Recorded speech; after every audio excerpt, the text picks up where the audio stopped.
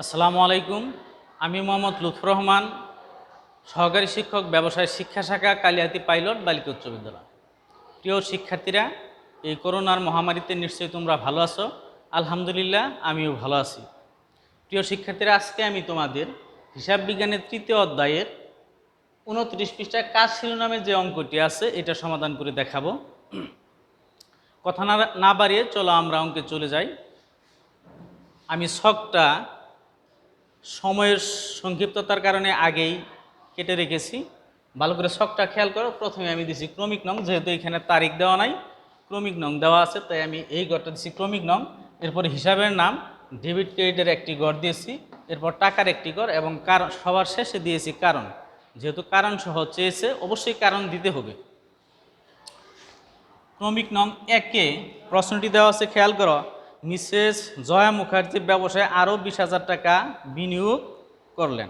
তাহলে যেহেতু মিসেস জয়া আরও 20,000 টাকা নতুন করে বিনিয়োগ করছে, অতএব এটা অতিরিক্ত মূলধন। আর অতিরিক্ত মূলধন আনয়নের জন্য আমরা যে জাবেদাটি দিই সেটি হচ্ছে, যেহেতু নগদ টাকা এনেছেন তাই নগদান হিসাব ডেবিট,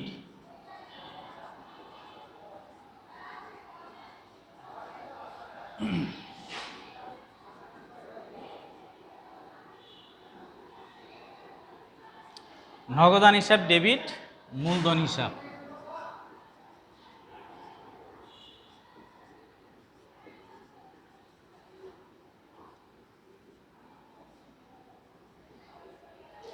মূলধন হিসাব ক্রেডিট, টাকার পরিমাণ 20,000, আমরা ডেবিট বরাবর 20,000 টাকা লিখবো, অনুরূপভাবে ক্রেডিট বরাবর 20,000 টাকা লিখব।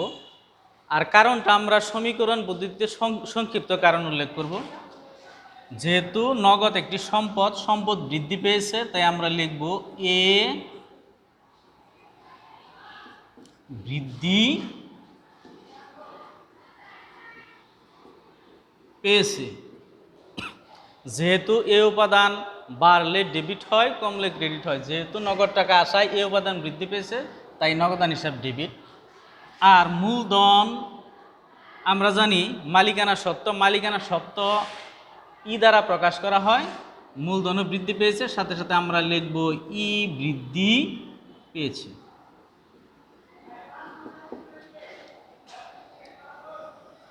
এটা আমরা আলাদা করে দেবো দাগ দিয়ে।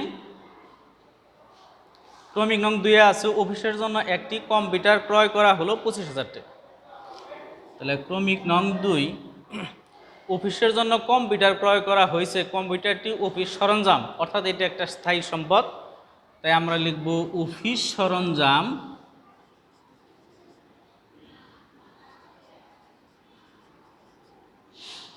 অফিস সরঞ্জাম হিসাব ডেবিট।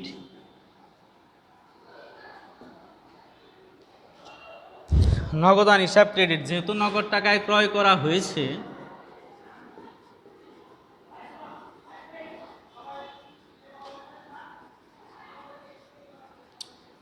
নগদান হিসাব ক্রেডিট। কত টাকা এটা দেওয়া আছে? 25,000 টাকা। আমরা 25,000 টাকা লিখব। ক্রেডিট দিকেও 25,000 টাকা। অফিস সরঞ্জাম যেহেতু একটি সম্পদ, সম্পদ এ দ্বারা প্রকাশ করা হয়, আর এখানে সম্পদ বৃদ্ধি পেয়েছে, তাই আমরা লিখব এ বৃদ্ধি পেয়েছে। আর সাথে সাথে আমাদের নগদও যেহেতু একটি সম্পদ, আর নগদ টাকা এখানে কমেছে, তাই আমরা লিখব এ হ্রাস পেয়েছে।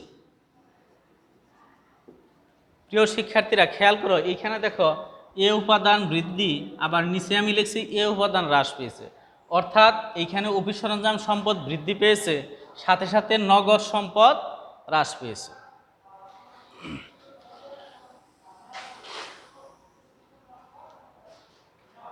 ক্রমিক নং 3, অফিস ভাড়া 3 মাসের অগ্রিম প্রদান করা হলো 8,000 টাকা। অফিস ভাড়া যেহেতু অগ্রিম পরিশোধ করা হয়েছে, তাহলে খরচ অগ্রিম হইলে সম্পদ হয়, তাই অগ্রিম অফিস ভাড়া, অগ্রিম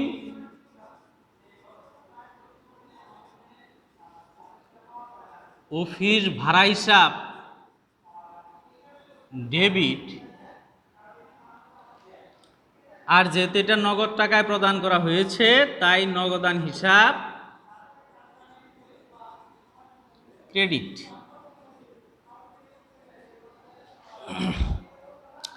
কত টাকা? এখানে 18,000 টাকা।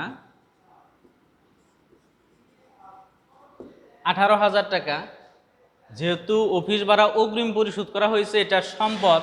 আমরা জানি খরচ অগ্রিম পরিশোধ করলে সম্পদ হয়, তাই আমরা লিখব এ বৃদ্ধি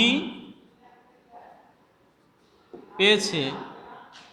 আর যেহেতু নগদ টাকা আমাদের কাছ থেকে চলে গিয়েছে তাই আমরা লিখব এ হ্রাস পেয়েছে। অনুরূপভাবে আগেরটার মতো এটাও এক সম্পদ বৃদ্ধি পেয়েছে আরেক সম্পদ হ্রাস পেয়েছে। আমরা ক্রমিক নং 4-এ চলে আসি। 4 নাম্বার বলা আছে রাজনের নিকট বিক্রয় করা হলো 25,000 টাকা। যেহেতু এইখানে ব্যক্তির নাম উল্লেখ আছে, নগদ কথার উল্লেখ নাই। আমরা জানি ব্যক্তি বা প্রতিষ্ঠানের নাম উল্লেখ থাকলে নগদ কথার উল্লেখ যদি না থাকে তাহলে এটা ধারে হয়। যেহেতু এটা ধারে, আর ধারে হলে আমরা প্রাপ্য হিসাব লিখি, তাই আমরা লিখব প্রাপ্য হিসাব ডেবিট। আর বিক্রয় হিসাব ক্রেডিট।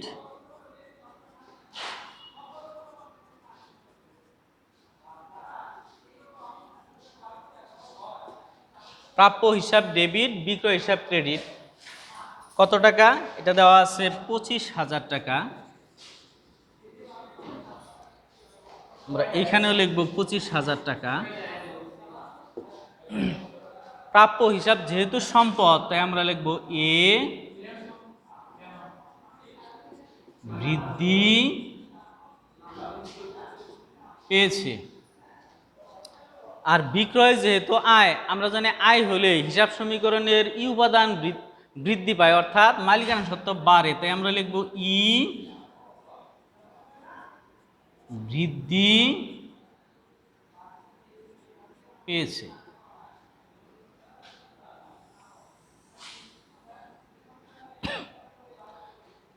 পাঁচ নাম্বার প্রশ্নটি দেওয়া হচ্ছে ব্যাংক চার্জ ধার্য করলো 1,500 টাকা। আমরা জানি ব্যাংক চার্জ একটি মুনাফা জাতীয় ব্যয়। আর আমরা জানি ব্যাংক চার্জ ব্যয়টি ব্যাংকে নগদে পরিশোধ করতে হয় না, আমাদের অ্যাকাউন্ট থেকে কেটে নেয়। তাই আমরা লিখব ব্যাংক চার্জ একটি ব্যয়, তাই আমরা লিখব ব্যাংক চার্জ হিসাব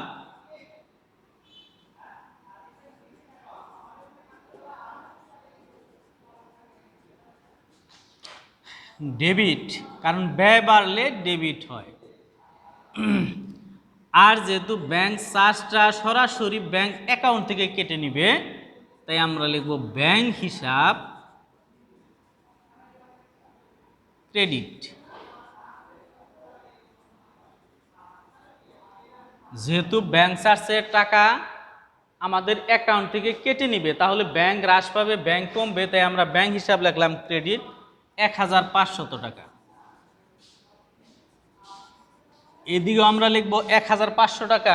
ব্যাংক চার্জ একটি ব্যয়, আমরা জানি ব্যয় হলে মালিকানা সত্ত্ব কমে, তাই আমরা লিখব ই হ্রাস পেয়েছে। আর যেহেতু ব্যাংক চার্জটা আমাদের ব্যাংক অ্যাকাউন্ট থেকে কেটে নিয়ে যাচ্ছে অতএব ব্যাংকও কমবে, ব্যাংক একটি সম্পদ, আর সম্পদ কমলে আমরা লিখব এ হ্রাস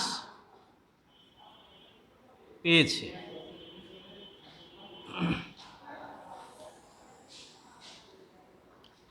6 নম্বর প্রশ্ন দেওয়া আছে ব্যাংক হতে উত্তোলন করা হলো 6,000 টাকা। যেহেতু ব্যাংক হতে উত্তোলন করা হলো 6,000 টাকা বলা আছে তাহলে বুঝতে হবে এটা অফিসের জন্য উত্তোলন। অফিসের জন্য কোনো টাকা উত্তোলন করলে যেহেতু ব্যাংক থেকে উত্তোলন করছে নগদ টাকা আমাদের ব্যবসায় আসছে তাই আমরা লিখব নগদান হিসাব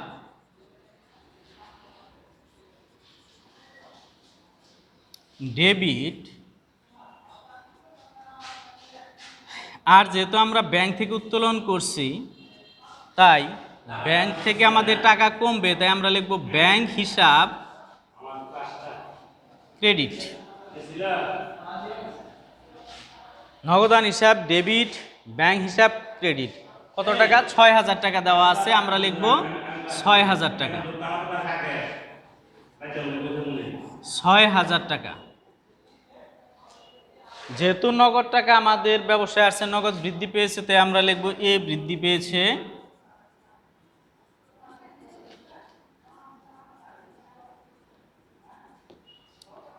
আর সাথে সাথে আমাদের ব্যাংক থেকে টাকা হ্রাস পেয়েছে। যেহেতু ব্যাংকে একটি সম্পদ কমলে আমরা লিখব এ হ্রাস পেয়েছে।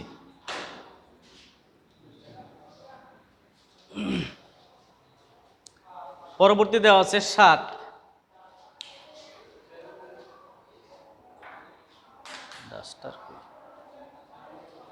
আচ্ছা, ৭ নাম্বার। আমি উপরের আইটেমগুলো মুছে দিচ্ছি কারণ জায়গা স্বল্পতা।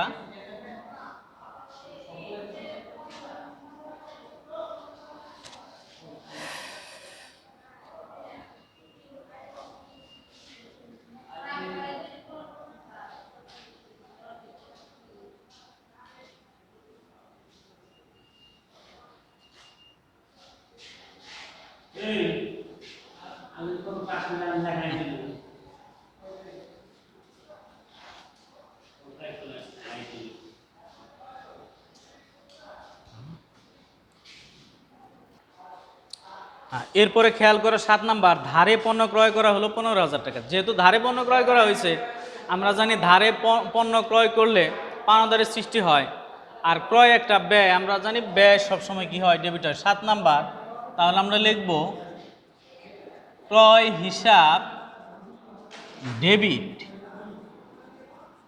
যেহেতু বাকিতে পণ্য ক্রয় করা হয়েছে, তাহলে সরবরাহকারী আমাদের কাছ থেকে টাকা পাবে, যে টাকা পাবে সে হচ্ছে পাওনাদার, তাই আমরা লিখব পাওনাদার হিসাব ক্রেডিট। ক্রয় একটি ব্যয়, কত টাকা দেওয়া আছে? ১৫,০০০ টাকা। আমরা টাকা লিখব ১৫,০০০, এইখানেও লিখব ১৫,০০০। যেহেতু ক্রয় একটি ব্যয়, ব্যয় হলে মালিকানা সত্ত্ব কমে, আর মালিকানা সত্ত্ব ই দ্বারা প্রকাশ করা হয়, তাই আমরা লিখব ই হ্রাস। ই হ্রাস পেয়েছে।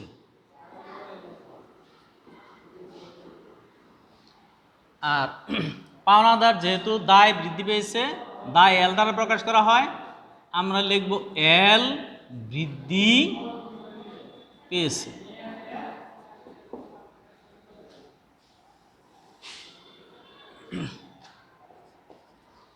৮ নম্বর প্রশ্ন আছে, মজুরি প্রদান করা হলো ৩,০০০ টাকা। মজুরি একটা ব্যয়, সকল ব্যয় ডেবিট হয়, তাই আমরা লিখব মজুরি হিসাব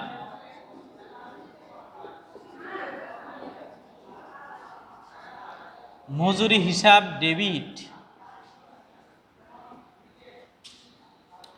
আর মজুরিটা অবশ্যই নগদ টাকায় দেওয়া হয়েছে, তাই আমরা লিখব নগদান হিসাব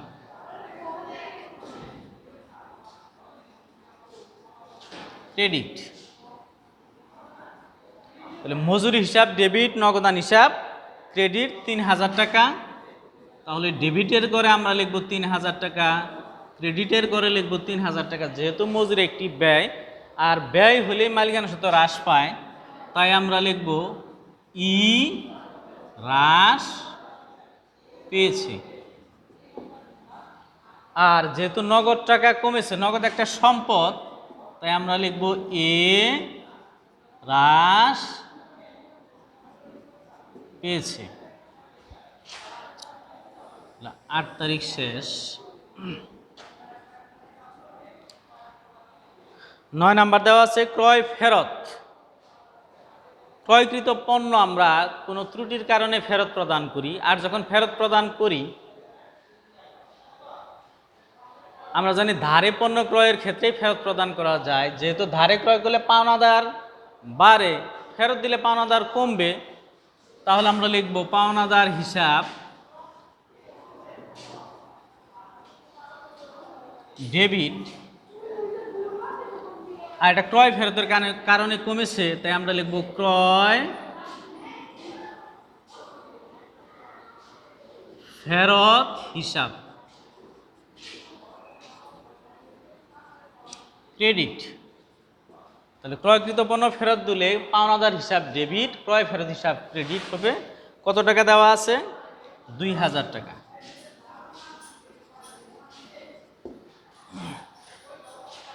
পাওনাদারকে যখন আমরা টাকা পণ্য ফেরত দিব তখন পাওনাদার কমবে, যেহেতু পাওনাদার হ্রাস পেয়েছে তাই আমরা লিখব এল হ্রাস পেয়েছে। আর যেহেতু ক্রয় ফেরতের ফলে ব্যয়ও হ্রাস পায়, আর ব্যয় হ্রাস পাইলে আমরা জানি মালিকানা সত্ত্ব বাড়ে, তাই আমরা লিখব ই বৃদ্ধি পেয়েছে। ব্যয় হ্রাস পেলে মালিকানা সত্ত্ব কি হয়? বৃদ্ধি পায়।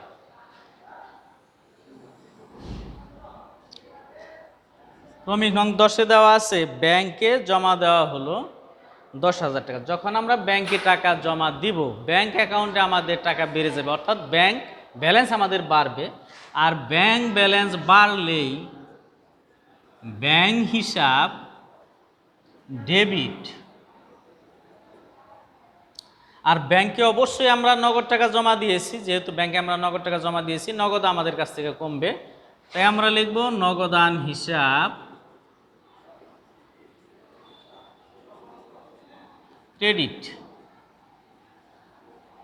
তাহলে ব্যাংক হিসাব ডেবিট, নগদান হিসাব ক্রেডিট। কত টাকা দেওয়া আছে? 10,000 টাকা। আমরা ডেবিট বরাবর 10,000, ক্রেডিট বরাবর 10,000 টাকা লিখব।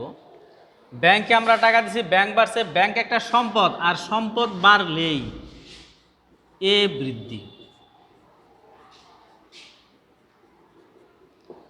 আর যেহেতু নগদ টাকা আমাদের কাছ থেকে চলে গিয়েছে, নগদ সম্পদ হ্রাস পেয়েছে, তাই আমরা লিখব এ